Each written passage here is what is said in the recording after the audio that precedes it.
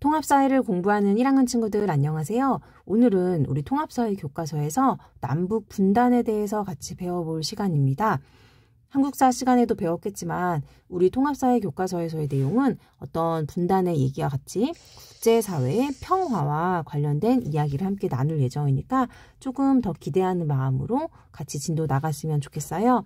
자, 아래에 내려오시면 분단의 배경이 나와 있으니까 선생님하고 짧게 확인하면서 같이 내용 배워보도록 할게요. 자, 밑으로 내려오시면요. 먼저 분단의 배경 그리고 통일의 필요성이 나와 있습니다. 자, 분단의 배경은요. 여러분 잘 알고 있겠지만 선생님이 표시 한번 더 해주도록 할게요. 광복을 한 이후에요. 우리나라에서는 미국과 소련의 두 가지 국가의 군인이 진주하게 됩니다. 이것은 바로 좌우익의 대립이라고 할 수도 있는데요. 이건 또 다른 말로 냉전 체제라고도 합니다. 우리 한반도에서만 미국과 소련의 대립이 있었던 것이 아니라 전 세계에서요.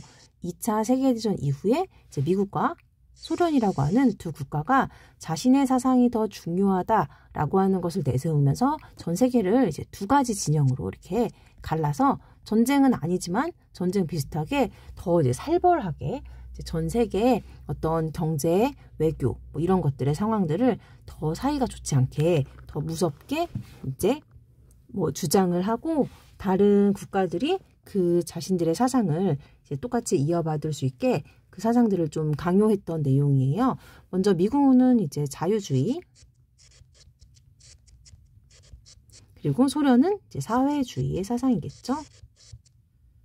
네, 선생님 지금 필기가 펜이 촉이 무너져가지고 필기가 잘 되지가 않아서 여러분이 조금 이해를 해줬으면 좋겠어요. 많이 쓰지 않을게요. 자, 미국이 자유주의 진영 그리고 소련이 사회주의의 사상을 세계의 다른 국가들에게 이제 강요하면서 또 소련 편이야 미국 편이 하면서 이제 두 가지로 이제 갈라지게만 했던 어떤 냉전 체제라고 이야기할 수 있습니다. 이런 배경 속에서 국제연합이라고 하는 유엔이 이렇게 행동을 하기 시작하죠. 우리 총선거 하자. 그래서 통일정부, 대한민국의 단일정부를 구성해야 된다라고 주장을 했지만 소련과 북한이 안 된다고 이야기를 하면서 1948년에 남한만 총선거가 이루어집니다. 그래서 이때 선출된 대통령이 이승만 대통령이겠죠. 북한에서도 그들 나름의 선거가 치러지면서 조선민주주의인민공화국 김일성 주석 이렇게 대표가 선출이 되고요. 우리나라는 분단 상태가 이제 고착이 되는 것이죠. 그때부터 분명히 한 반도인데 두 개의 정부가 들어서고 두 명의 대통령, 지도자가 나온 것입니다. 그리고 1950년에는요. 있어서는 안 될 일 기억나시죠? 네. 소련의 지원을 받은 북한의 남침으로 6.25 전쟁이 일어났습니다. 전쟁은요.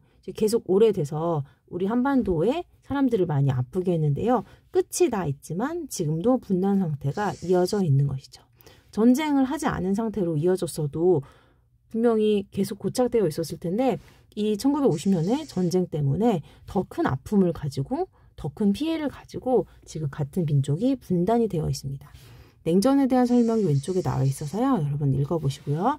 밑으로 내려오면 이제 통일의 필요성에 관련된 이야기가 나와 있는데요. 통일을 해야 되는 이유에 대한 것, 먼저 개인적인 차원, 그리고 민족적인 차원, 그리고 정치, 경제, 사회, 문화 여러 가지 영역들의 이야기가 있는데요. 밑으로 내려와서 같이 한번 살펴보도록 할게요. 먼저 개인적, 민족적 차원입니다. 우리 민족은요. 원래 같은 문화와 전통을 유지하면서 살아왔던 이제 국가잖아요. 여러분 역사 배우면 이제 고조선부터 시작해서 뭐 우리 지금 근현대사 배울 때까지 살펴보면 우리 언제나 한민족이었거든요. 그리고 국가였고. 근데 지금 분단돼서 이렇게 오랜 시간 살아온다는 게 정말 말이 안 되지 않나요? 같은 가족인데도 이 전쟁이 되는 순간 다른 땅에 머물렀다는 이유로 다른 가족이 된 겁니다. 분단 이후에 다른 체제 속에서 살아오면서 서로 이질감이 정말 심화되고 있고요. 통일은 또 이산가족의 문제, 그 다음에 고향을 잃어버린 실향민의 아픔을 해소할 수가 있고요.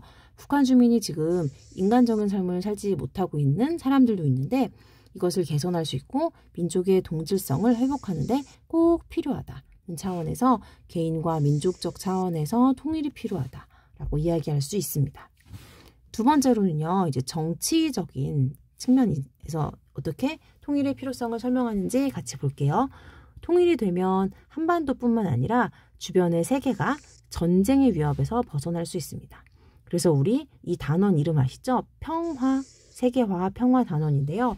정치적 안정과 평화를 얻을 수가 있고요. 우리나라의 위상은 더욱 높아지고 구성원 모두가 자유와 인권을 보장받고 평화를 누리며 살아갈 수 있는 것. 지금 북한의 인권 상황은 우리가 자세히 관심을 가지고 보지 않으면 어떻게 살아가는지 모르는데 우리 EBS에서 얘기하는 다큐멘터리나 짤막짤막한 동영상을 한번 찾아봤으면 좋겠어요. 선생님이 수업 뒤에다가 붙이고 싶은데 여러분이 직접 관심을 가지고 똑같이 이렇게 17살인데 어떤 상황에서 살아가고 있는지 또 직업 선택의 자유는 있는지 뭐 진로에 대해 생각해 볼 기회는 있는지 정말 같은 민족인데도 너무나 다른 삶을 살고 있습니다. 자, 밑으로 내려오시면 사회문화인데요. 사회문화적 측면에서는 통일이 이렇게 해서 필요하다고 이야기를 해요. 통일은 인적, 물적 교류를 활발하게 해주고요.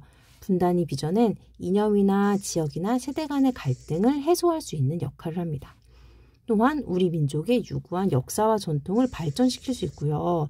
우리 문화유산을 정말 더 풍요롭게 만들 수 있는데 우리 분단이 되어 있어서 우리 그 역사를 발굴하는 또 발달시키는 기술도 있는 거 아시죠? 뭐 고고학이라든지 이런 것들을 지금 학문이 정체되고 있단 말이죠. 우리만 발전하고 우리만 공부 열심히 해서 뛰어나게 된다. 이거는 너무 아닌 것 같고요. 북한 친구들과도 함께 같이 사회문화, 역사, 문화유산 이런 것들을 더 풍요롭게 만들어야 된다고 생각합니다. 다음으로 경제적 차원에서는요. 가장 많은 이야기를 하죠. 네, 남한의 자본이 있고요. 또 기술도 있는데요. 북한에 있는 자원, 매장되어 있는 천연자원들이 있다고 하죠. 그리고 노동력이 있대요. 이것을 결합하면 경제가 성장할 수 있고 태평양 바다, 유라시아를 연결해서 물류의 중심지로 성장할 수 있다고 합니다. 그 다음에 지금 그 통일을 하지 않고 분단을 하고 있어서 분단에 소요되고 있는 분단 비용이라는 것이 있는데요. 네, 통일을 할 때 드는 비용도 무척 많지만 분단 비용이 더 지금 계속 소모적으로 사용되고 있잖아요. 이 군비 경쟁에서 낭비되고 있는 자원을 이제 그만 쓰게 된다면 주민의 삶의 질을 향상시키는데 그 비용을 또 사용할 수가 있다는 이야기입니다. 해서 우리 통일의 필요성을 이 4가지 측면에서 먼저 살펴보았습니다. 자, 교과서 다음 페이지 261쪽으로 넘어오시면요. 분단을 극복하고 통일을 이루어야 되는 이유에 대해서 어떤 자료들이 나와 있는데 선생님과 같이 한번 살펴보도록 할게요. 먼저 지금 분단 때문에 남북한이 갈등 상황이 있다고 합니다. 가와 나의 이야기 같이 살펴보겠습니다. 먼저 가는요. 2010년에 있었던 일이에요. 서해 북방 한계선 바로 남쪽에 있는 연평도 섬마을에 갑자기 일순간 아수라장으로 변하면서 무슨 일이 생겼냐면 북한 군인이요. 처음으로 남한의 영토를 포격했습니다. 그러니까 이제 폭탄을 던졌다고 생각하시면 돼요. 연평도의 해병대 기지뿐 아니라 민가에도 무차별적으로 포탄을 발사해서 해병대 장병이 전사 이제 죽었다는 거고요. 민간인도 돌아가셨다는 뉴스인 건데요. 왜 그 북한과 그 땅이 좀 비슷하게 가깝게 닿아 있는 연평도가 공격을 받았을까요? 또 이 2010년에 무슨 일이 있었길래 북한은 왜 남한을 이렇게 공격을 한 것일까요? 근데 우리 지난 시간에 배웠던 갈퉁의 평화 내용 기억나시죠? 소극적 평화, 테러나 공격이나 전쟁이 없는 상태, 지금 소극적 평화를 침해한 경우이기 때문에 가의 내용은 지난번에 배웠던 갈퉁의 내용과 함께 여러분이 복습을 하실 수가 있을 것이고요. 나로 넘어와서 우리나라 정부와 민간단체는 북한에 식량과 비료, 의료시설과 의약품 등의 인도적인 지원을 하고 있다고 합니다. 2008년 금강산 관광객이 피살이 된 적이 있었어요. 그리고 2010년에 연평도 포격 사건 등도 있었고 우리 지원을 보류하고 있었던 일이 있었는데요. 최근에는 다시 대한적십자사가 인도주의 차원에서, 그러니까 이거는 어떤 정치적인 이념이나 경제적인 이념이 아니라 인간적으로, 인간의 도리라고 해서 굶어 죽어가는 사람들을 이제 외면할 수가 없다. 인간의 도리는 그것이 아니다 라고 해서 북한의 분유를 지원하겠다는 뜻을 전했지만 북한이 또 거부했기 때문에 무산되었다고 합니다. 이것은 또 그 인간다운 삶을 살기까지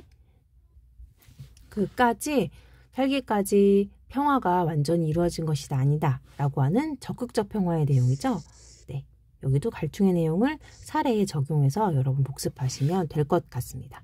자, 아래로 내려오시면요, 이제 독일 통일 이제 이야기가 나오는데 통일의 필요성 이야기와 함께 여기 가에 나와 있는 글을 한번 오늘 읽어보시고요. 나에 있는 표를 보면 또 여러분이 많이 긴장을 하는데 통일 한국과 그냥 한국 나의 내용만 선생님이 잠깐 설명을 해주도록 할게요. 네, 가의 글을 읽어보시고요.